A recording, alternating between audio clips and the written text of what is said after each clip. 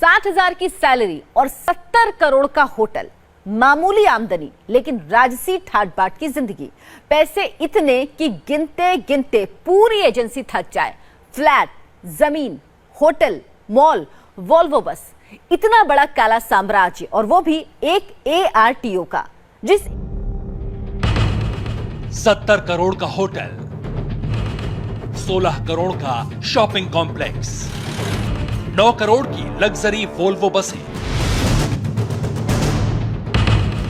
Airport के पास 35 बीघा जमीन, दिल्ली से वाराणसी तक अकूत प्रॉपर्टी,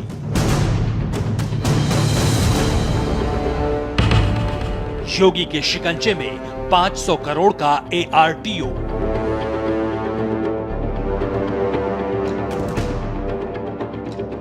चौंकिए मत, अभी तो ये शुरुआत भर है।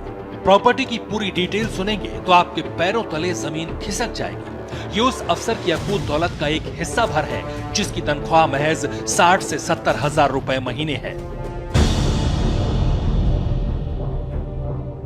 यूपी के भ्रष्ट सिस्टम का एक ऐसा अफसर जिसका नाम सुनकर बड़े बड़े अफसर भी सहम जाते थे। वो अफसर जिसके नाम का सिक्का लखनऊ के पंचम तल से दिल्ली तक चलता था। वो अफसर जो मायावती और अखिलेश के राज में ट्रांसपोर्ट की दुनिया का बेताज बादशाह हुआ करता था। काली कमाई के इस कुबेर पर जब योगी की पुलिस ने हाथ डाला तो ब्लैक मनी के एक ऐसे रैकेट का खुलासा हुआ जिसके तार सड़क से लेकर लखनऊ के उस पंचम तल तक जुड़ने लगे जहां से पूरे यूपी की हुकूमत चलती है। Luxury hotel, shopping complex, luxury Volvo बसों का बेड़ा, महंगी महंगी जमीनें, ये तो सिर्फ उन प्रॉपर्टीज की लिस्ट है जिनके दस्तावेज पुलिस को मिले हैं। अभी पूरे साम्राज्य का खुलासा होना बाकी है। एक छोटे से अफसर के पास आखिर इतनी बेशुमार दौलत कहां से आई? वो कौन सी ताकत थी जिसके बूते यूपी का ये अरबपति बाबू बेखौफ होकर अपना काला साम्राज्य बढ़ाता रहा?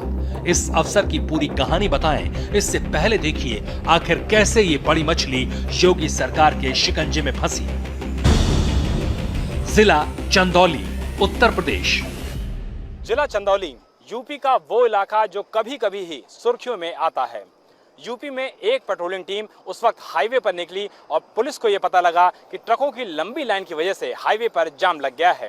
जिसके बाद ये जानकारी मिली कि एक कांस्टेबल खुलेआम ट्रकों से अवैध वसूली कर रहा है, जिसके बाद पुलिस ने इस मामले की तफ्तीश शुरू की जो सीधा सीधा RS यादव नाम के इस भ्रष्ट अफसर की काली कमाई तक जा पहुंची।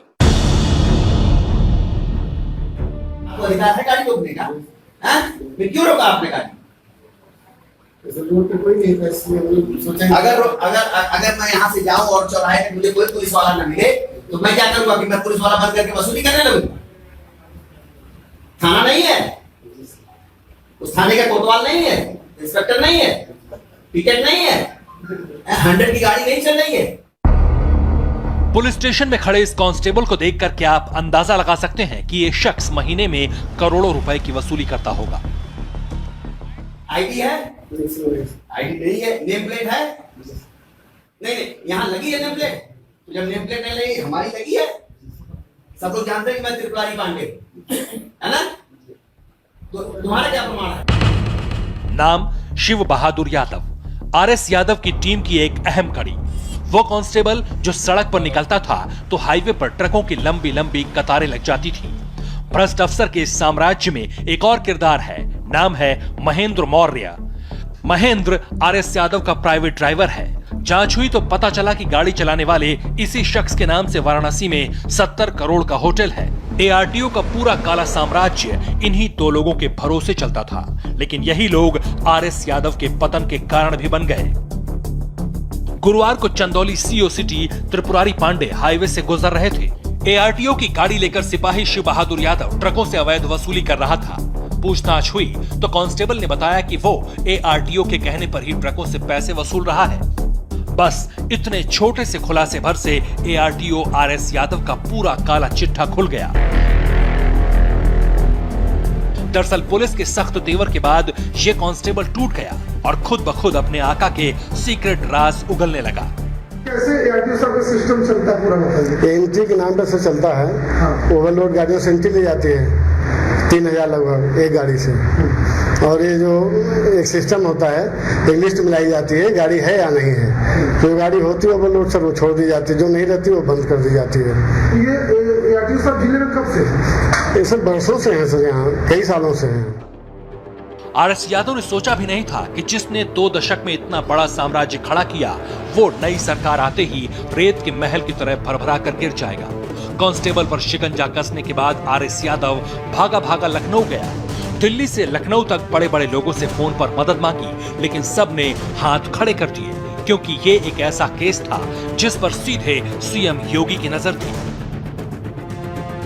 सबसे बड़ी बात थी कि आरएस यादव के सबसे करीबी कांस्टेबल ने रट्टू तोते की तरह पुलिस के सामने सारी कहानी उगल दी।